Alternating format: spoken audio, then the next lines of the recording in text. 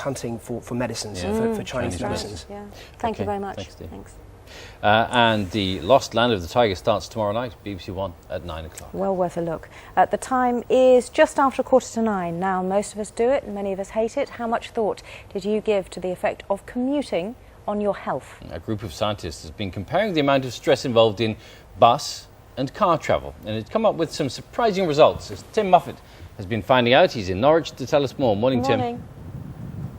Good morning to you. Yes, here is a question. If you have a choice between commuting by bus and by car, which would be the most stressful? Why are we asking this? Well, it's something commuters here in Norwich, as well as Milton Keynes and Exeter, are today being asked. Part of a new campaign looking as if they can re-evaluate the way they travel to work. Not just looking at the impact on the environment, but also on physical and mental well-being. Now, comparing a car and a bus journey is interesting because, unlike a train, obviously they both involve driving along a road. The route might even be the same.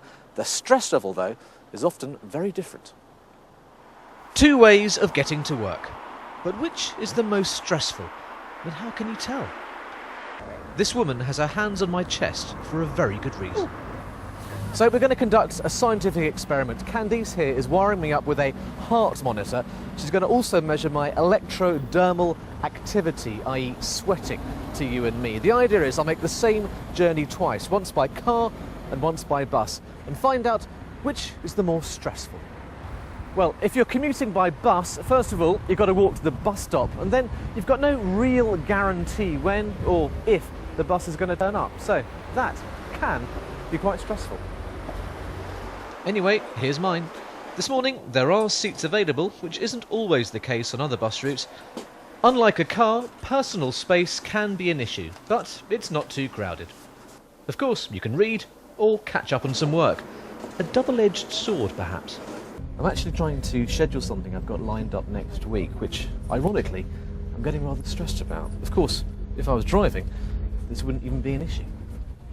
Yes, there's traffic, but it's the driver's problem. And I've arrived. So, let's try the commute again, this time by car. With a car journey, at least you can begin it from where you live. You don't have to walk to the bus stop. And once you're inside, it's your own space. You can do what you like. Stick on the radio, sing a song.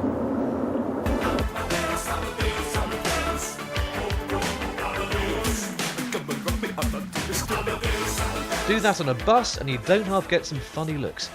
But of course, when driving, you do have to concentrate and deal with other traffic. And then there's parking. If your employer provides space, then great. If not, it can be an issue. Okay, time to get the results. Neuropsychologist Dr. David Lewis is going to evaluate my stress test. It was him who coined the term road rage 30 years ago. What we're looking at here, Tim, are your levels of stress when you're making the bus journey on the left screen and the car journey on the right screen.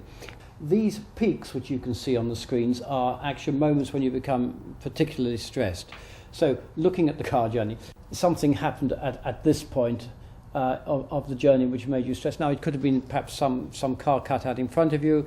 The bus journey, by comparison, overall, you actually became far more relaxed. So the general trend in the bus journey was to become more relaxed as the journey went on. The general trend in the car journey was actually become more stressed as the journey went on. So why does it matter? Inevitably, this is going to have long-term mental health consequences for a large number of people. We are seeing increases, for example, in depression. We're seeing an increase in a whole range of stress-related problems. And I just think that travelling by car, commuting by car on a regular basis when you've got an alternative is just rather a foolish risk to take with your long-term health. Cost, comfort, reliability, they're all important when deciding how to commute. But given its health implications, some feel stress should top the list.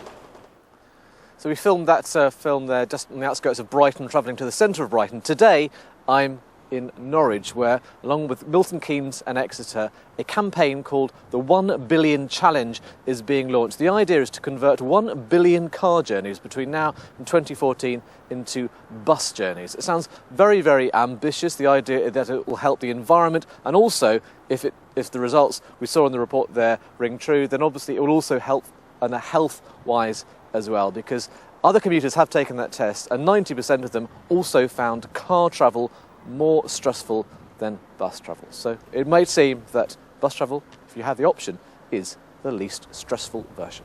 Yeah. Now, we know you're a fan of Falco, but if you made everybody listen to Rock Me Amadeus every time they got in the car, that would probably cut journeys a bit too, wouldn't it?